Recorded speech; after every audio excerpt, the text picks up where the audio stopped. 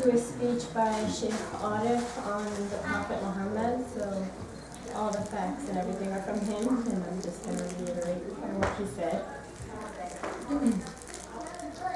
When we look at the personhood of the Holy Prophet, we are at a state of dismay and almost disbelief at the same time.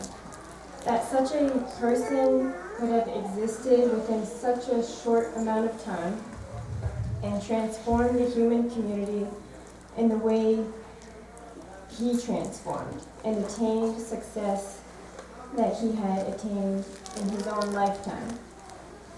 With the passage of time, we find that there is a greater understanding of the message that he left behind. He is that one person we are asked to emulate to and to become our role model. He is a prime role model for all, in whatever capacity they may be or we may be. So then and now, he's a role model for everyone at all times. Whether as a father, a husband, a son, a brother, a man of religion, a statesman, a diplomat, a person who commanded an army, a person who was a friend, a person who met with other nations and people of different faiths. If we put aside all the theological and cultural and Islamic biases that we have been raised with, we may attain a more pure and accurate understanding of the Holy Prophet. If we can demystify the Prophet and look at him for what he is worth, at this point, it's better for us to be true to our own humanity and step back a little from our faith conditioning and acquire a neutral perspective and then view this person for what he is worth. He was Caesar without pollution, Jesus without the church. He was all these things without any support. When we look at his life, it's remarkable how a single person who comes into this life as an orphan, as a poor person, who when he stands on the land of Mecca without a shred of doubt as the most powerful single human being of all mankind, he stands without anything to his own name from the day he was born to when he dies. It's said that before he dies, he goes to the streets of Mecca and he gathers all the people and he says, like he knows he's going to die soon. He says, if I've ever done anything to you, if I owe you money, if I do anything, please let me know so that when I die, everything is gone. Please forgive me if I've done anything to you. So he leaves this world with nothing to his own name, just what he did, his work. A person who is unmoved by circumstances from within himself, he is that beautiful, calming, peaceful humility about him at every level of life. You never see him, you find some of the stories of the prophets where something happens and they get a little bit shaken up or they don't know what to do, and he's calm at every instance. At any story we hear of, we never hear him tremble or anything. He's always calm and at peace. He's a person who comes to a community that is torn by warfare, filled with superstition, lack of confidence, and immoral people. It was a community on the verge of collapse from their status of humanity altogether. A person who is immoral is a person who has no concern for the feelings of other human beings. Worse than that is a person who exploits human tragedy to his or her advantage. These were the people that the prophet came to, and by the time he leaves them, they have transformed into a level where they stand on pedestals. And remember, he only had a short amount of time with them, just 23 years, and he was able to transform this entire community. People who were torn by warfare are now united by a League of Nations. People who were ruled by their superiority sentiments are now one with humanity as a whole. This is a really remarkable person, that he can do all this in a community. Sometimes you just think about changing one bad habit in yourself and it takes years. and years, but he was able to change an entire community. He is a person who was born in a context that they didn't understand human rights, and exploitation was the norm. He leaves the community with a sound basis of human rights.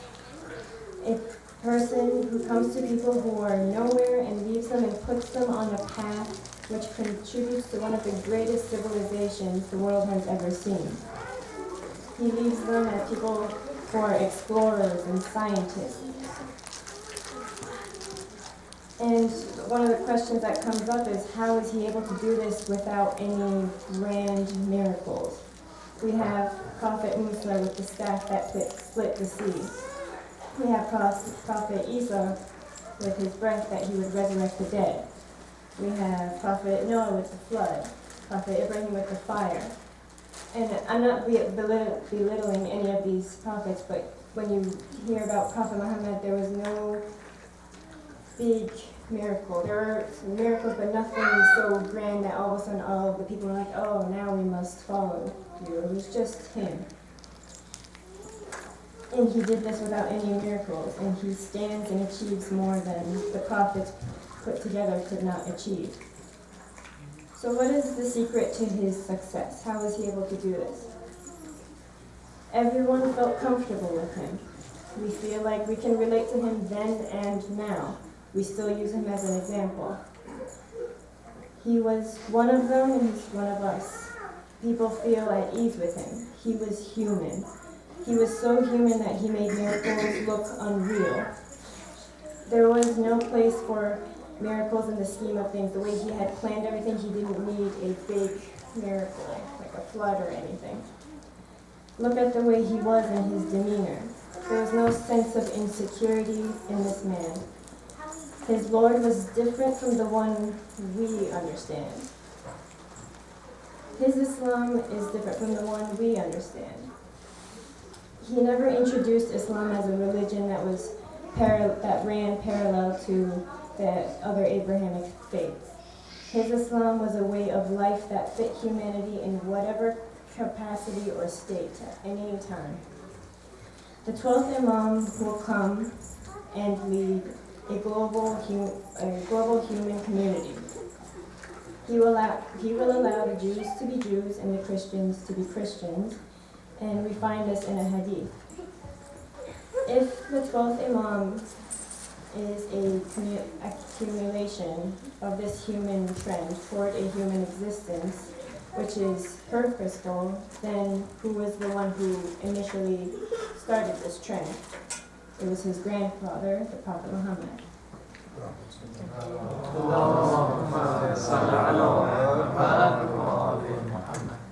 His Islam was different than the one many of us practice now.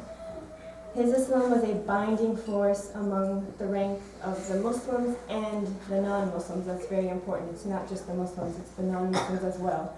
The Islam we practice today, we often find that it divides us. We say, if you do this, it's good. If you do this, it's bad. And we have a lot of these different kind of tribes that, oh, if you do this, it's good. This person says, if you do this, it's right. His Islam produced angels from demons, and the Islam many of us practice today causes people to stagnate and simply make things a daily routine. We don't think about it as much, it just becomes a ritual that, oh, every day I have to do this and this. His Islam was an Islam in which the goodness of opinion was given to others, and it brought out the best in people. In his Islam, God is the ultimate objective, and heaven and hell were simply a means to get to God. Now God is simply a means to get to heaven, unfortunately, in our Islam. We often hear that.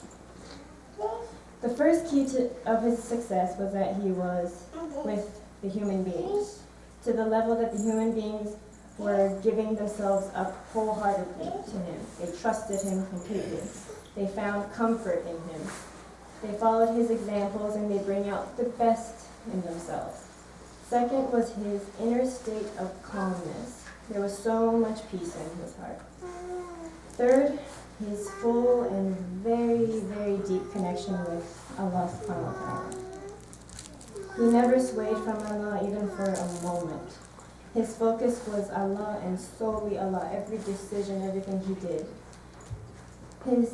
Right before Abu Talib was about to die, he calls the Prophet to meet with him and the chiefs of Mecca, which at the time it was Abu Sufyan, Abu Lahab, and Abu Jahl. And he tells him, I'm about to leave this world and you must meet with the chiefs of Mecca. They want to bring about reconciliation. Hear them out and see what they have to say. So the chiefs say, we are ready to worship your God as well as our gods. We will give you the most esteemed position, bestow riches upon you and anything you want. Beyond Mecca, you can preach, you can convert as much as you want, but in Mecca, we have to share. So all three of us, we can convert, but we all have to share this land. Just hearing this offer, it seems like an offer he can't refuse and that many wouldn't refuse. There's good that you can, I can still convert in Mecca and do what I have to do. And it wouldn't necessarily be a wrong decision if you just keep your end goal in mind, that let me go into this and then maybe work out something, we can change it maybe after a couple of years. But the Prophet replied and he told them, say La ilaha illallah, and you will be successful, and I'm not ready to accept anything less than that. And they were appalled. Not like we're giving you such a good deal, but he said, that's all I'll take. This shows how reliant and how much he trusted Allah. Like he put everything on that. He didn't think about himself like, well, I'm not going to have money. Everything, he just based it on Allah. His connection and the bond with the people, his personality, the state of calm, peace, and composure within himself, and his deep and total connection with Allah. These three aspects and qualities made it possible for Prophet Muhammad to be successful.